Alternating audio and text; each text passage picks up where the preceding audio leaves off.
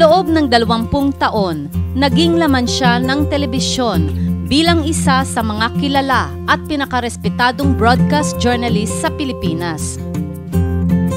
Hanggang sa pumasok siya sa larangan ng politika noong 1998 bilang senadora. Ang hakbang na ito ay di na nakakagulat dahil nasa dugo na niya ang pagiging mamamahayag at pagsisilbi sa bayan. Ang lolo ng kanyang ama na si Potenciano Cabrera ay naging unang alkalde ng San Pablo, Laguna. Ang tiyuhin niya sa tuhod sa banda ng kanyang ina na si Vicente Gela ay naging gobernador naman ng Antique.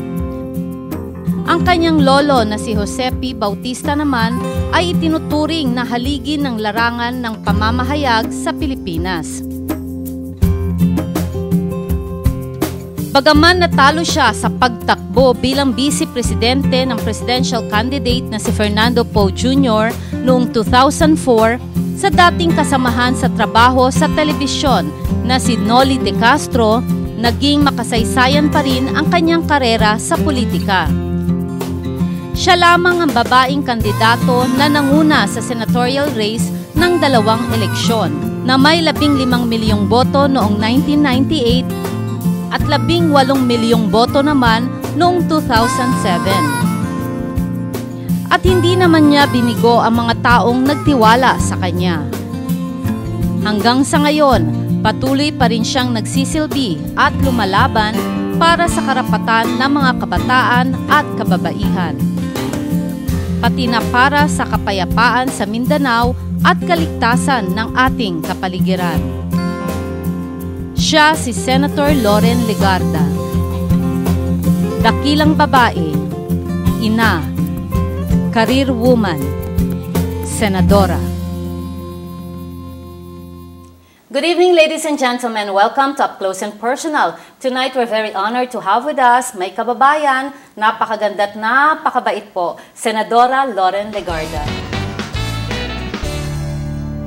Good evening, Loren. Marisa, congratulations sa iyong 7-year-old program at sa very successful awards na ginanap this year. Congratulations. Yeah, our first Impact Award. Kahit hindi nakarating ang ating mahal na Senadora Loren Legarda sa first Impact Awards, nakarating naman po ang kanyang representante na at binigay natin din. Na taga Batangas din, sa Attorney Gigi. Thank you very much for the honor you've bestowed on me. Salamat. Now, mga kaibigan, maligayang-maligaya kami because we have been receiving a lot of emails, a lot of calls, and a lot of letters, and mga visitors alike sa ating mga website regarding kailan naman daw, medyo matagal na yata hindi natin nai-interview si Senadora Loren Legarda at ngayon na po ang pagkakataon post Mother's Day. Happy Mother's Day yes. sa atin. Sa ating lahat. At sa lahat ng mga nakikinig na mga inay at nanay ng tahanan.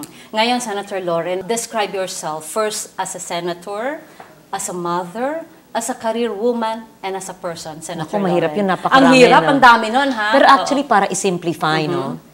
Ako'y gaya mo, gaya ng mga nanonood sa atin, bilang isang ina, napaka-caring, nurturing, compassionate, and passionate. Bilang ina, ang aking prioridad, ang pagpalaki ng aking mga anak, ang pagbibigay ng kanilang mga pangangailangan at pagtuturo ng tamang mga values. Bilang isang public servant, bilang isang senador, ang aking pagbibigay ng prioridad sa mga nangangailangan gaya ng mga magsasaka, mga guro, mga kabataan, at lahat ng mga namumblema dahil sa hirap ng buhay ngayon. So, ang aking binibigay talaga ay panahon, aking talino, aking pagpupursige sa aking tanggapan at sa lahat ng mga lugar na puntahan ko. Hindi madali na ibalanse natin ang ating profesyon, ang ating pagiging ina, ang ating mga civic duties. Mahirap talaga. Napakahirap. Parang meron kang guilt feeling bilang ina, right. Pag wala ka sa bahay, nagabiyahe, parang hindi sapat ang panahon mo para sa trabaho dahil kailangan mo naman sa bahay din. That's right. At pag marami kang nakikitang mga pagkukulang sa ating lipunan, maraming pati yun, problemang dapat tunghayan. Araw-araw may humihingi ng gamot, may resetang dala, merong mga kailangan ng pangtustos sa edukasyon, that's right. Merong mga namatayan, merong may breast cancer, merong lahat na ng uri ng problema, hindi mo naman kayang bigyan ng solusyon lahat yan. may guilt feeling ka na hindi mo kayang tulungan lahat. Tama Kaya ginagawa ko na lang aking makakaya sa aking limitadong panahon at limitadong mga resources. But I try to do my best. Senator Lauren, napakaganda ng pagkakasabi mo dahil bilang ina, meron tayong guilt feeling sa ating mga kapatid, mga magulang, lalo ng ating pamilya at mga anak, na kung minsan sabi nga nila, family days na lang, ang Sunday, ito na lang ang natitira para sa amin. Pero kung minsan, pati Sunday, ay natatanggal pa rin para sa kanila. Sa tingin mo, what are the things that you are doing to really cope up para naman kahit papano makabuelo ka sa ating mga anak? Quality time para sa aking mga anak at Sundays I see to it na we go to mass together. Yes. Kakain sa bahay o sa labas and then gawa ng homework, check ko. Pero mga bata, I'm so fortunate yung anak ko ay kaya naman niya mag-aral mag-isa at may sariling disiplina. That's right. At kung minsan mga kaibigan, nanonood kami ng sine kasama ni Senador ang kanyang anak at kasama ko rin ang aking anak. Yes. Diba? Ito yung quality time. Itong mga little things na they're really enjoy happy na enjoy to ako. be doing that. Oo, pagpunta sa sine. That's right.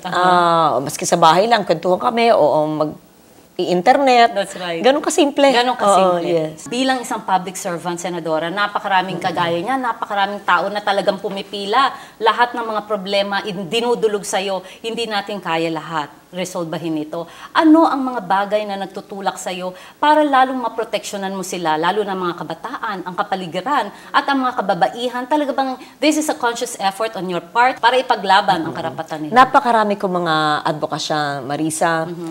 Yung pangangalaga ng ating kalikasan, pagtatanim ng punong kahoy, pagbibigay ng mga speeches before schools, before conferences, sa kababaihan, sa kabataan, para mabigyan sila ng inspirasyon at ng kaliwanagan, enlightenment sa mga issues, pagbibigay ng livelihood projects sa mga kababaihan, pagbibigay ng mga tulong sa medical missions ukol sa breast cancer, pagbibigay ng mga aklat mula sa aking libro ni Lauren Foundation, pagbibigay ng mga scholarship sa mga mahihirap na kabataan, pagtutulak ng mga batas na makakatulong sa ating mga mahihirap na kabataan, ating mga magsasaka. Napakaraming dapat gawin at talagang hindi sapat ang 24 hours, even one lifetime, is never enough to do everything. Senator Lauren, sa tingin ko, sa lahat ng mga advocacies at mga aktibidades na ginagawa mo, you have very little sleep and very little time for yourself. At least, ang kagandahan, kita mo naman, pagbukas ng opisina, pag pumasok ka sa lobby pa lang, mai-inspired ka na.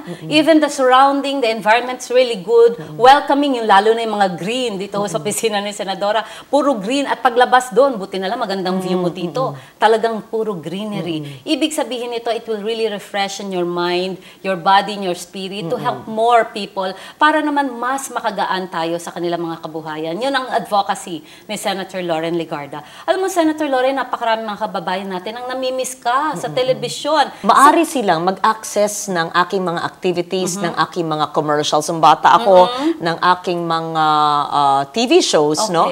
At lahat ng mga speeches ko sa aking website. Ayan, diba? pwede bang malaman natin ang website? www.laurenlegarda.com.ph. Ayan. Nandyan lahat ng aking mga speech sa United Nations sa New York. Nandyan aking mga speech hanggang sa malalayong lugar sa mga probinsya. Mga photos nung ikaw bata, nung iyong mga aktibidades, pati ng pagiging broadcast journalist mo, nandyan na lahat ng compilation. Kung gano'n, napakaganda at I'm very glad and happy to note that kasi ngayon malalaman na ng mga kababayan natin. Mga kaibigan, wag po kayong aalis at magbabalik pa po ang Up Close and Personal. Up close and personal, let's get